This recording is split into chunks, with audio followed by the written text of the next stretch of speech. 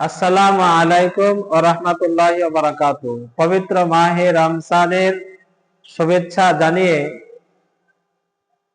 সমস্ত মুসলিম দিনদরদি ভাই ও বাবা জীবন যারা রোজা রয়েছেন তাদের উপলক্ষে আমি কিছু মাসলা মাসাইল আলোচনা করতে চাই। সেগুলো হচ্ছে এই যে আমরা অনেক জিনিস এরকম মনে করি যে সেটা করলে রোজা ভেঙে যাবে, কিন্তু আসলে শরীয়তের বিধানে অনেক কিছু এমন আছে যেটা করার পরেও রোজা ভাঙবে না। যেমন তার মধ্যে একটা মানুষ যদি ভুলবশত রোজা থাকার পরে ভুলে খেয়ে নেয়, অর্থাৎ মনে নাই সে কি অবস্থা রোজা আছে, এই কথাটা মনে না থাকা অবস্থায় ভুলে খেয়ে নেয়, তো খাওয়া অবস্থায় রোজা থাকা অবস্থায় সে যদি খেয়ে নেয় তাহলে তার রোজাটা ভঙ্গ হবে না হবে না? তো এখানে বলা হয়েছে যে তার রোজাটা নষ্ট হবে না, ভঙ্গ হবে না।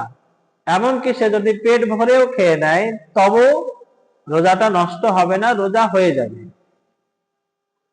আরেকটি বিষয়, যেমন রোজা থাকা অবস্থায় আতর, তেল, খুশবু, ক্রিম এই সমস্ত জিনিস ব্যবহার করা যাবে কিনা।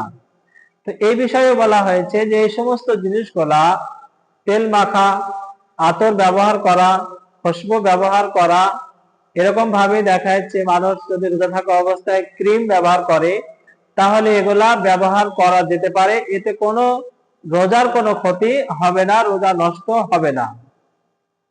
এরকম ভাবে আরো কিছু মশলা, আর একটা মশলা, যেমন একটা মানুষ রোজা অবস্থায় চলতে ফিরতে দেখা যাচ্ছে তার মুখ দিয়ে যদি ধুলাবালি ঢুকে যায় বা অনিচ্ছাকৃত ভাবে যদি ধোঁয়া ঢুকে যায়, ধুমো ঢুকে যায়, এরকম ভাবে দেখা যাচ্ছে কিছু জিনিস যদি তার মুখ দিয়ে অনিচ্ছাকৃত ভাবে নাক মুখ দিয়ে ভিতরে প্রবেশ করে তাহলে রোজাটা হবে না, নষ্ট হয়ে যাবে। তো এখানে বলা হয়েছে যে রোজা তার নষ্ট হবে না, রোজা হয়ে যাবে।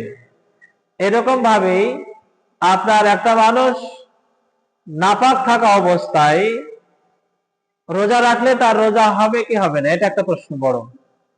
তো এখানে বলা হয়েছে যে একটা মানুষ যদি নাপাক হয়ে যায় রাত্রেবেলায়, তারপরে সে যদি সেহরি খায় তাহলে সেহরি খেয়ে তারপরে রোজা থাকলো, পরে সকালবেলায় গোসল করলে ভালো, না করলেও রোজার ক্ষতি হবে না, রোজাটা হয়ে যাবে।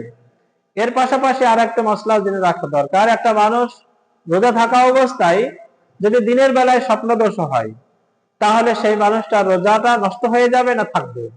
তো এখানেও বলা হয়েছে যে তার রোজা নষ্ট হবে না, রোজাটা হয়ে যাবে এবং সেই অবস্থায় সে থাকবে। এরকম ভাবেই আপনার আরেকটি মশলা, যেমন একটা মানুষ যদি পবিত্র মাহে রমজানের রোজা থাকা অবস্থায় যদি তার বমি হয়ে যায় তাহলে তার রোজাটা কি হবে? এখানে বলা হয়েছে যে অনিচ্ছাকৃত ভাবে যদি তার বমি বেশিও হয়ে যায়, অল্প হোক বা বেশি হোক, কোন অবস্থায় তার রোজা নষ্ট হবে না, রোজা হয়ে যাবে। হ্যাঁ, এটাও মনে রাখার বিষয় যে যদি সে ইচ্ছাকৃত ভাবে বমি করে আর সেটা মুখ ভর্তি হয়ে হয় তাহলে তখন রোজা ভেঙে যাবে। এই বিষয়গুলো আমাদের প্রতিটি মানুষেরই খেয়াল রাখার দরকার আছে। আর একটি, যেমন মেসওয়াক করা, দাঁতন করা, রোজা থাকা অবস্থায় সারাদিন সে দাঁতন করতে পারে, এটা আমাদের হানাফি মাযহাবের মাসলাক। সারাদিন রোজা সে করতে পারে, এতে কোনো সমস্যা হবে না। এমনকি দেখা যাচ্ছে যদি কাঁচা দাঁতন, নিমের দাঁতন হয় তবু তার রোজাটা নষ্ট হবে না, রোজার কোনো ক্ষতি হবে না, মাকরুহ হবে না। অর্থাৎ সারাদিনের যে কোনো অবস্থায় মেসওয়াক করাটা চলবে, মেসওয়াক করাতে কোনো সমস্যা আসবে না। তাই আমাদের প্রতিটি মুসলমান দিনদরদি ভাই ও বাবা জীবন, আমরা যারা রোজা রাখি, রোজা অবস্থায় আছি, এই সমস্ত মশলাগুলা আমরা প্রত্যেকে খেয়াল করব এবং এগুলো আমরা জেনে আমরা সঠিকভাবে রোজাটাকে সক্রিয় করার চেষ্টা করব। আল্লাহুম্মা আমিন।